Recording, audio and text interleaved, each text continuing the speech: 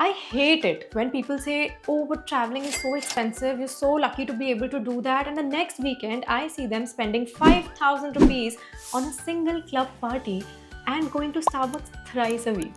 Okay, let me explain and also give you a little background if you're new to this channel. Hi, I'm Visha. I am a chartered accountant who quit her job around 5 years back to travel full time and also make content around travel. So that's what I do now. And quite naturally, in the last few years, I have developed certain financial mindsets and systems in place that help me travel full time without breaking the bank, really. As a matter of fact, in fact, my first YouTube video is about how you can cover Udaipur under 5,500 rupees. And yes, that's possible because I've shown myself doing it exactly on my Udaipur trip. And that's when I realized that travel doesn't need to be expensive if you have the right mindset, if you have the right systems, and of course, some advanced planning. So if traveling more is one of your goals for the next year, for 2025, this video will tell you to do exactly that. I have divided it into 3 parts. One is to plan for your travels, to save for your travels, which is going to be mostly about the mindset shift. Second is what all you can do while you're making your bookings for the travel. And third is things that you can do on your travel. Trust me, all of these are tried and tested on my own travels and they work like magic. So now let's get started. So let's start with mindset shift. Number 1, save small, travel far. Going back to that example, back when I was working in KPMG, I used to see people in the corporate world, not just in my company, but so many companies around, spend as much as 5 to 10,000 on weekends on just partying.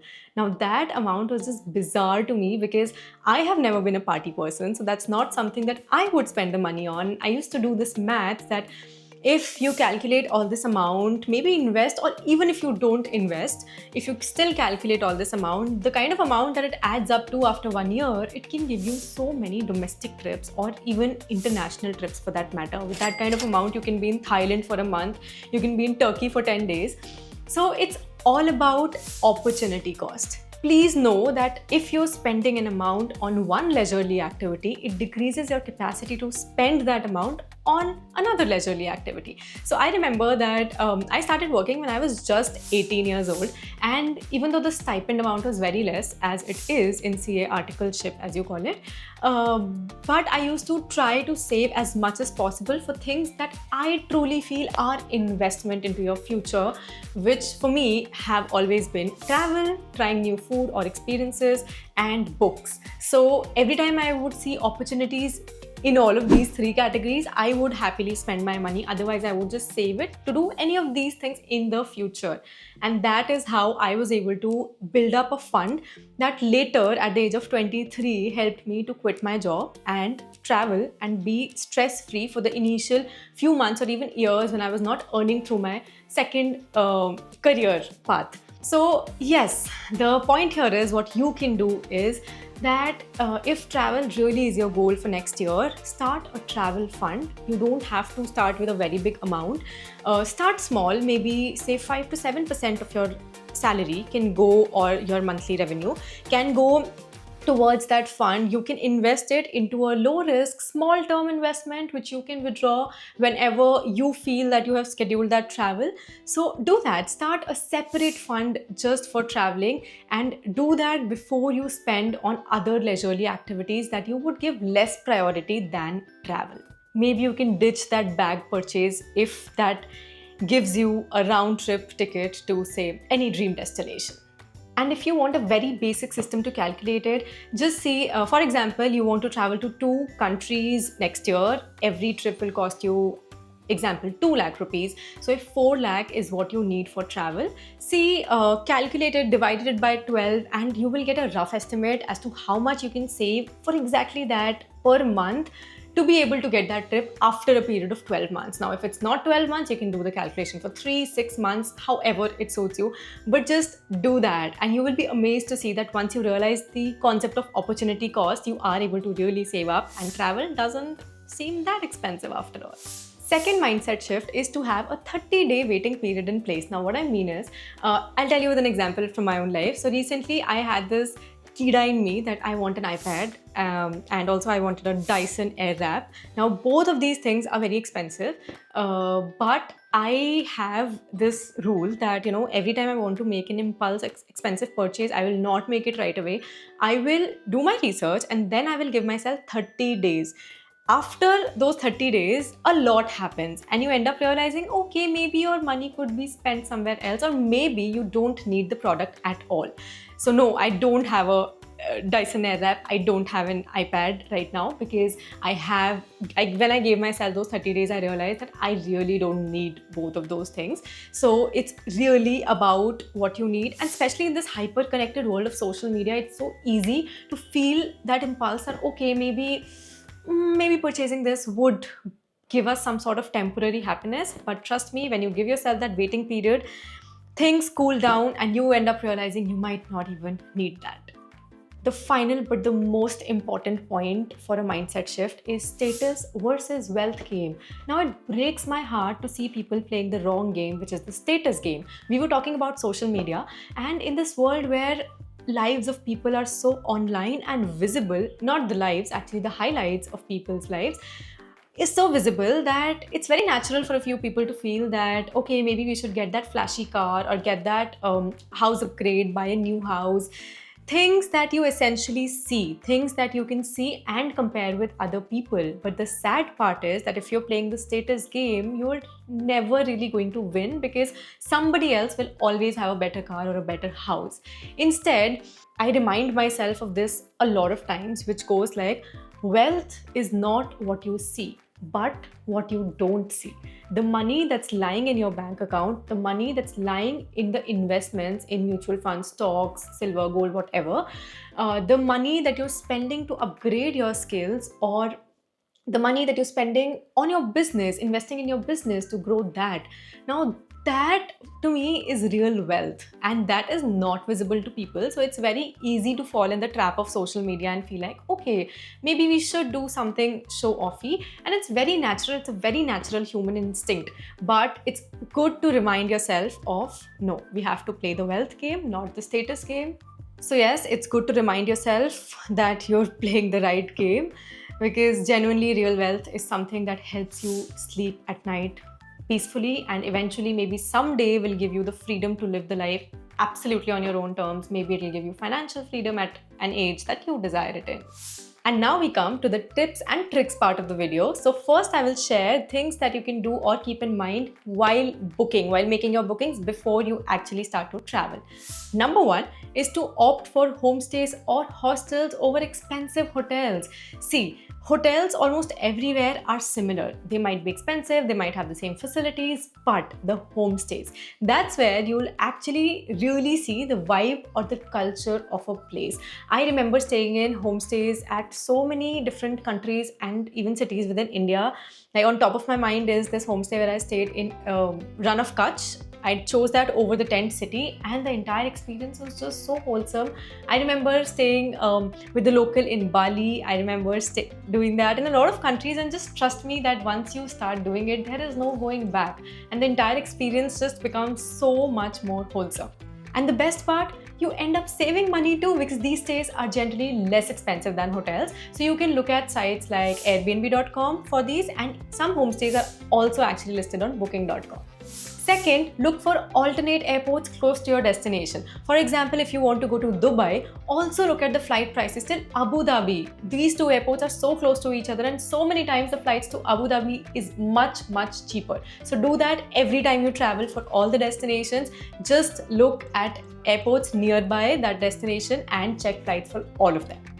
Third, create a travel wish list. This video is coming out in December. You still have a lot of time. For example, if you want to go to, say, Nepal, Goa, Philippines, Georgia, just make a list of those places, then respectively see their shoulder season. I love to travel to places in their shoulder season because that's the season in between the off and the peak season. So the prices are somewhere in the middle, the crowd is somewhere in the middle, and the experience is just amazing, and that's when you get the most out of the money that you spend. For example, I love to go to Goa in the months of October and February, which is right before the madness starts and right after it ends. Honestly, the prices in Goa in the months of December, January especially, they are just touching the roof. Goa is more expensive than places like Sri Lanka, Vietnam, or Thailand in these months. So that's just insane. So when you create a list of places, also look at the season when you can go there and then match it with your holiday calendar. If you are in a job, then just look at your holiday calendar, see the leaves that you can club to go to that place. And yes, travel, especially when you want to make it economical, it does require some advanced planning. So if you want to travel, say 3 months or 6 months later, you can actually just start looking up those places right now. Number 4, book flights separately, or at least check the prices if you book them separately. Now, I know a lot of people say that booking round trip is much more economical, it's better, but I have seen in my personal experience sometimes that if you book flights separately, there are certain coupon codes available, and that just ends up making the amount less than when you make a round trip. And also it gives you a lot more flexibility to book your return ticket at a later stage. And finally, do not ignore credit card benefits. There are so many travel-friendly credit cards wherein you get benefits, you get a free business class ticket on a certain spend, you get access to certain premium 5-star hotels after a certain spend. Now that which credit card to go for is really depends on the kind of travel you do. Do you prefer that business class ticket? Do you prefer those kind of stays, those kind of 5-star stays? What is it that is really making sense to you? With the existing credit card that you might have will also have a lot of travel benefits. So try to be aware about that from your bank. Try to understand what are those benefits that you already have. Start availing that first and then start researching about different other credit card benefits. It's very easy just do the comparison on their websites and see what suits you the best and apply for that. Because once you're able to accumulate those reward points, you can use them so much and that will end up saving your travel cost a lot, your flight tickets cost, your accommodation cost, and so much more.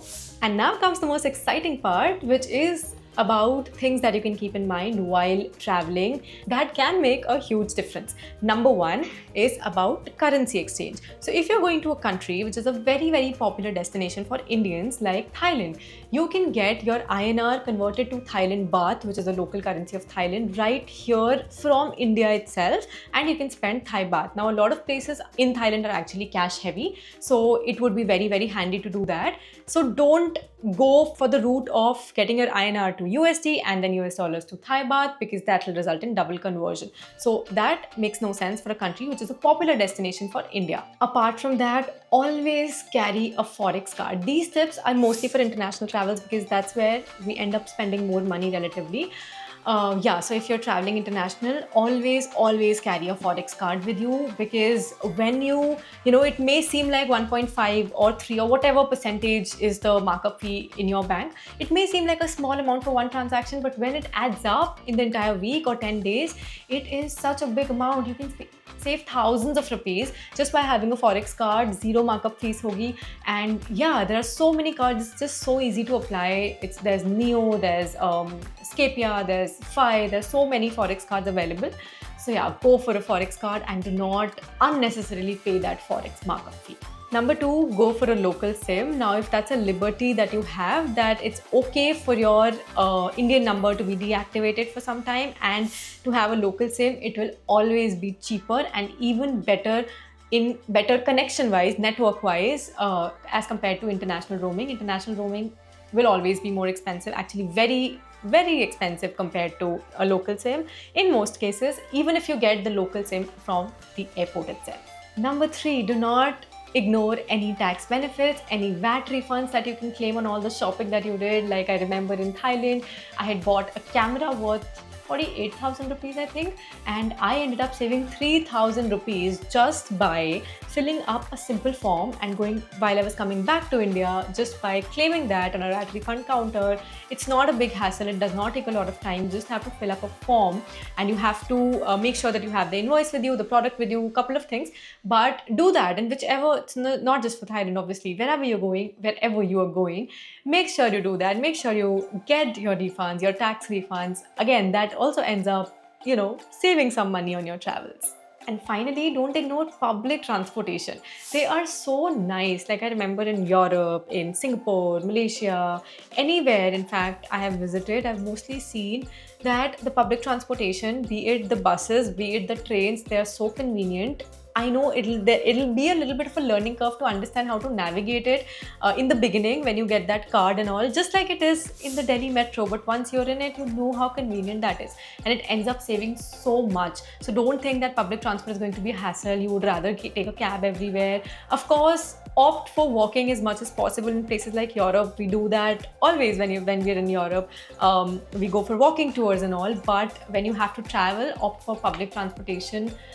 Prefer public transportation over private cars. It'll give you a more local, wholesome, culturally rich experience of the place. Plus, it'll end up saving your money as well. So those were all the tips and tricks that I could think of, that if you add everything up, you will be saving thousands and lakhs of rupees in your travel. And maybe you will also not think that travel is that expensive, because it really doesn't need to be if you travel light. Start domestic. I remember I used to take overnight buses to Himachal or Udaipur, places which are very close to Delhi. So if you're in North India, for example, and if you want to start traveling, do that. If you're in South India, you will find buses and trains to places like Pondicherry, places like Kerala. So do that. So travel really doesn't need to be expensive. You really have to understand how you can make the most of the situation that you are in.